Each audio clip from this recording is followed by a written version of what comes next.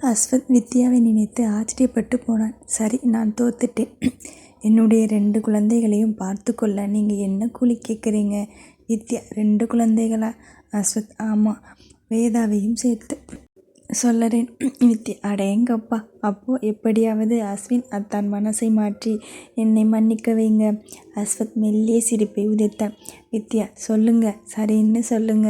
இப்போ வேதா கிட்ட பேச வைக்கிறேன். அஸ்வத், சரி. அவளுடைய ஃபோன், ஒரு சில பொருட்கள் எல்லாம் வச்சுட்டு போயிட்டா. எல்லாத்தையும் கொரியர் செய்திடுறேன், அவளுக்கு கொடுத்துடு.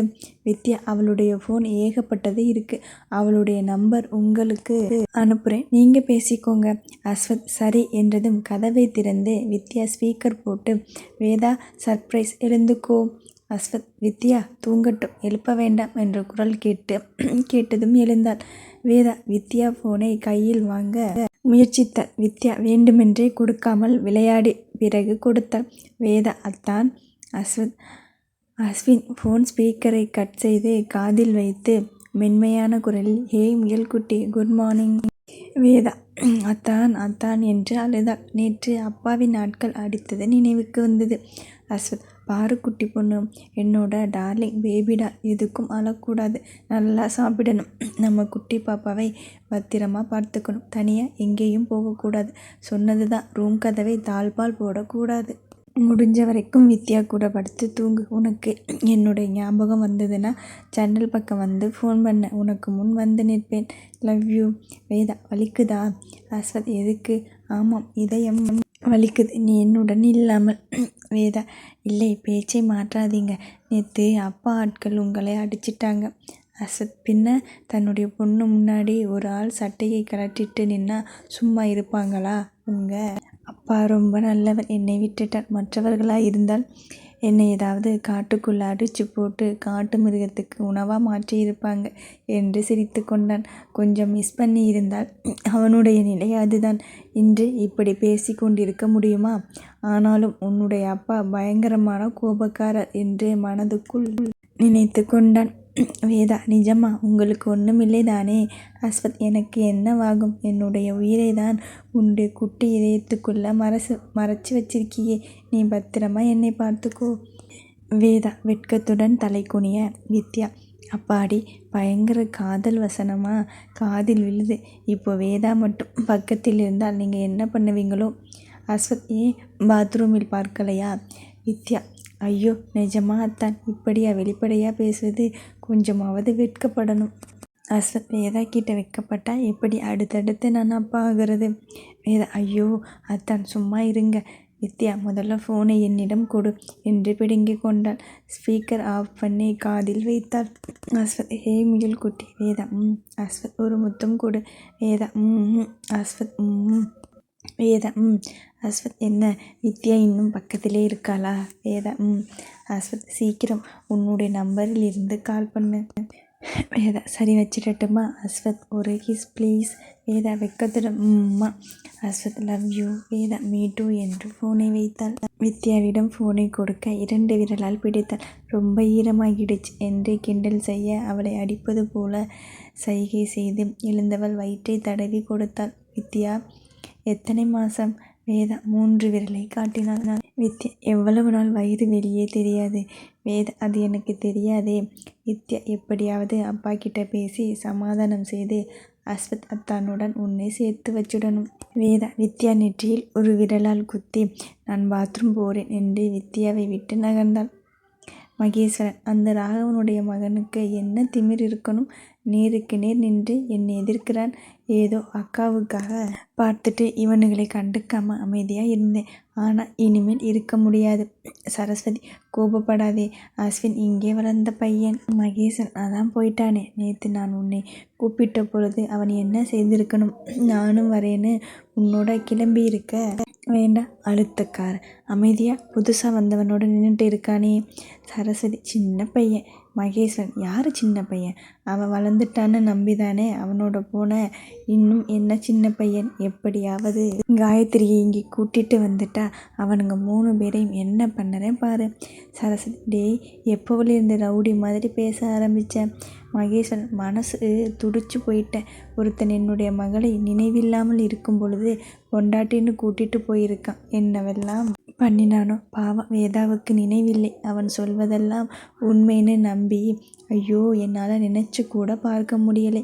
என்னோட பெண்ணோட அறியாமையை தனக்கு சாதகமாக பயன்படுத்தி இருக்கான். என்ன புத்தி இவனுக்கு! இந்த புத்தி அவனோட அப்பனிடமிருந்து வந்திருக்கும். ஏன்னா அக்கா தப்பு செய்தாலே தவிர அவளுடைய மனசு நல்ல விதமாக தான் யோசிக்கும். நம்ம கூட பிறந்தவளின் மனசு நமக்கு தெரியாதா? சரஸ்வதி, கொஞ்சம் பொறுமையாக இரு, நம்ம வேதா கிட்ட பேசலாம்.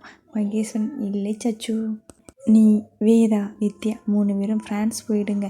டிக்கெட் போட சொல்லிடுறேன். இனி உங்கள் 3 பேரையும் அவன் கண்ணில் காட்ட போகிறதில்லை. சரஸ்வதி, என்னடா திடீர்னு இப்படி ஒரு முடிவு? மகேஸ்வரன், என்னுடைய வீட்டு பெண்களை நான் தானே காப்பாற்றணும். சரஸ்வதி, நீ என்ன பண்ண போகிற?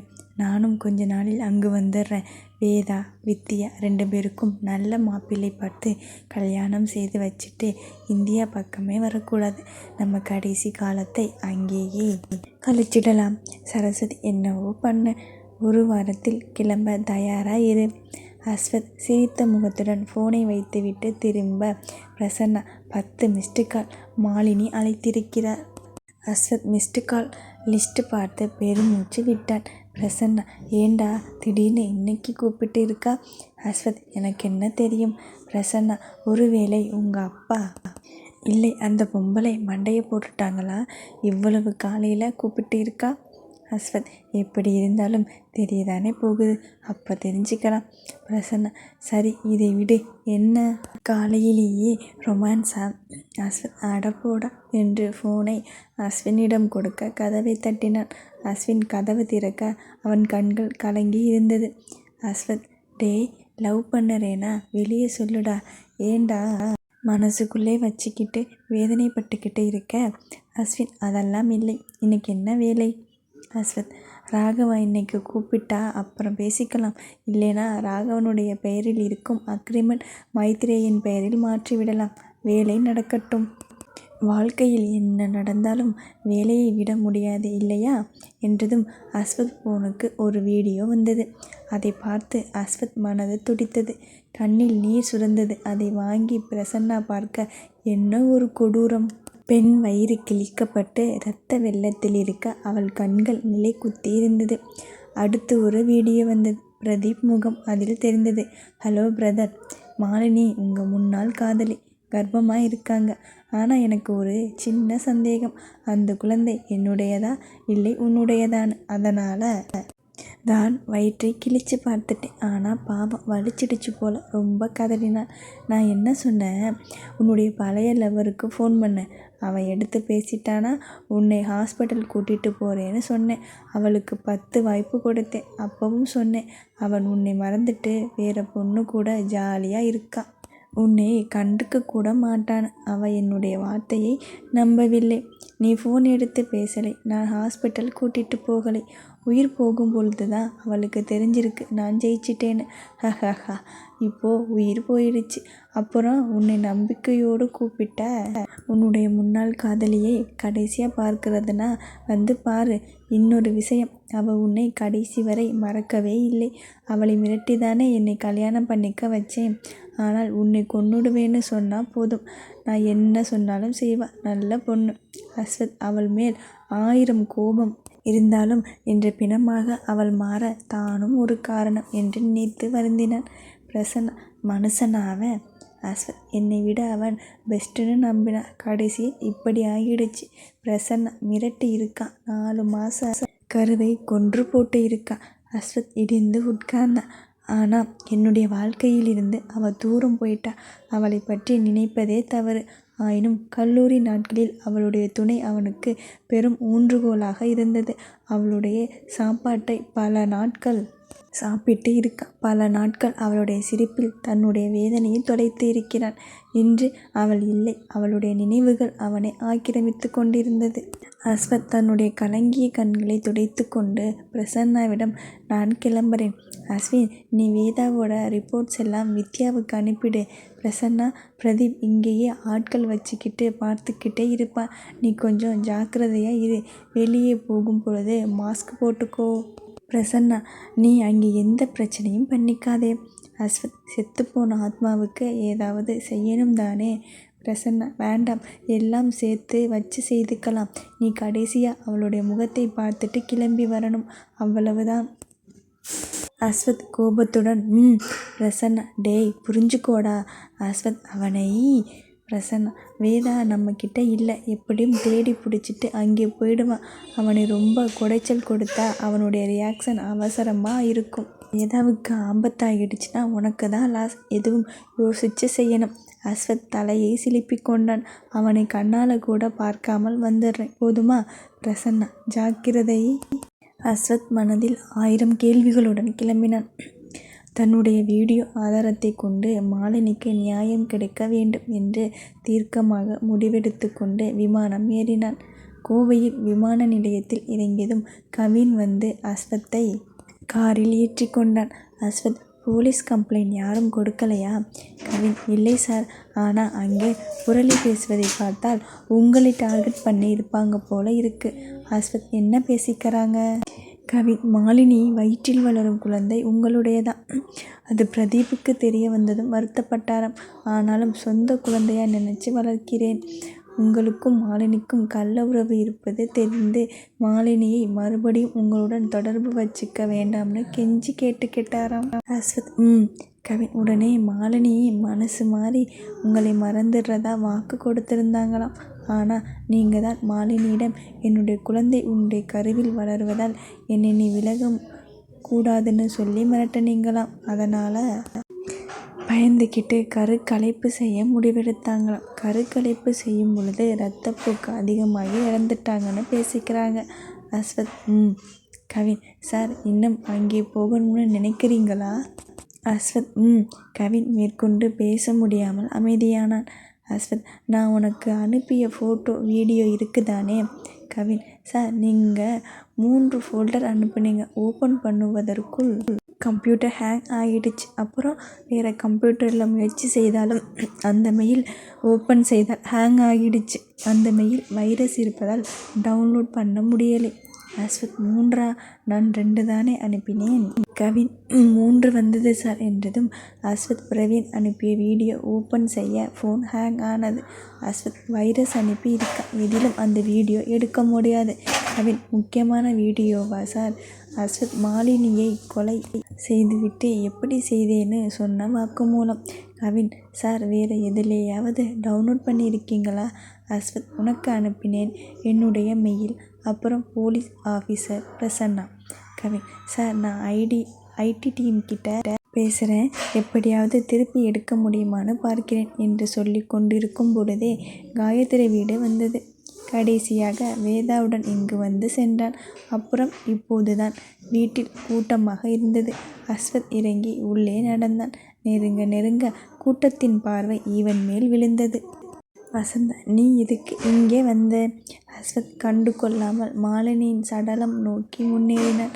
மாலினியின் அப்பா அஸ்வத்தை கண்டதும், கடைசியாக இதை தானே எதிர்பார்த்த, நடந்துடுச்சு. நீ மட்டும் உயிரோடு இருந்து என்ன பண்ண போகிற? நீயும் செத்து தொலை.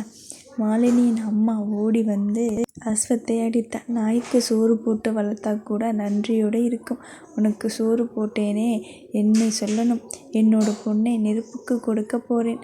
நீ தின்ற சோறெல்லாம் விஷமாக மாறி நீ துடிச்சு சாகணும் என்று சாபம் கொடுத்தான். பிரதீப் எங்கிருந்தோ வந்தான். தம்பி, மாலினி போயிட்டாடா, நம்ம எல்லோரையும் விட்டு போயிட்டா. அவள் செய்த ஒரே தப்பு உன்னை லவ் பண்ணிட்டு என்னை கல்யாணம் செய்துக்கிட்டது தான். அன்னைக்கு ஒரே முடிவாக உன்னையே கல்யாணம் செய்திருந்தா இந்த ஒரு நிலை அவளுக்கு ஏற்பட்டு இருக்காது. அஸ்வத் இதுவரை எதுவும் பேசாமல் இருந்தவன், போது நிறுத்துங்க. ஒரு அப்பாவி இன்னைக்கு உயிரோடு இல்லை. அவள் மேல் எல்லோரும் சேர்ந்து பழி போட்டுக்கிட்டு இருக்கீங்க. வா, பிரேதத்தை எடுத்து வா, பிரேத பரிசோதனை செய்திடலாம். எப்படி செத்து போனால்னு விவரமாக தெரிஞ்சுக்கலாம் என்றதை கேட்டதும் பிரதீப் கொஞ்சம் ஆடித்தான் போனான். மாலினி ஐயோ, அவளோட உயிர் போனது போதாதா, இன்னும் அவளை கூறு போட சொல்லறியா? உன்னை போய் எப்படி உருகி உருகி காதலிச்சா? உன்னை கல்யாணம் செய்திருந்தா இன்னும் முன்னாடியே போய் சேர்ந்து இருப்பா. பிரதீப், அஸ்வத், என்ன சொல்ல வருகிறாய்? மாலினி பூ போல மென்மையானவள். அவளை போய் அவளுக்கும் வலி தாங்காது. அவளால் வலி பொறுத்துக்க முடியாது. மாலி என்று கண்ணீர் விட்டாள். அஸ்வத் மாலினி முகத்தை கூர்ந்து பார்த்தான். அவள் கண்ணசைப்பது போல் இருந்தது. அவள் இறந்து விட்டாள் என்று நம்ப முடியவில்லை. முன்பு இருந்த அழகிய பளிச்சென்ற முகம் இப்போது வெளுத்து உதட்டில் நிறம் மாறி காய்ந்து இருந்தது. பல நாட்களாக சரியான கவனிப்பு இல்லாத முகம் வாடி இருந்தது. அவள் உடலில் இருந்த மினுமினுப்பு இல்லாமல் வறண்டு இருந்தது. உடல் மெலிந்து தாடை எலும்பு தனியாக தெரிந்தது. அவளுக்காக, அவளுடைய வேதனைக்காக வருந்தினான். கூட்டத்தில் ஒருவன், முதல்ல அவனை வெளியே போக சொல்லுங்க, குடும்பத்தை கலைச்சி உயிரை குடிச்சிட்டா, இவன் நிற்கும் இடம் விளங்காது. மற்றொருவன், ஆனது ஆச்சு, மாலினிக்கு கெட்ட பெயர் இல்லாமல் அவளை நல்லபடியாக அனுப்பி வைக்கணும். ஆத்மாவுக்கு களங்கம் ஏற்படுத்த வேண்டாம். முதல்ல அஸ்வத் வெளியே போகணும், போகச் சொல்லுங்க.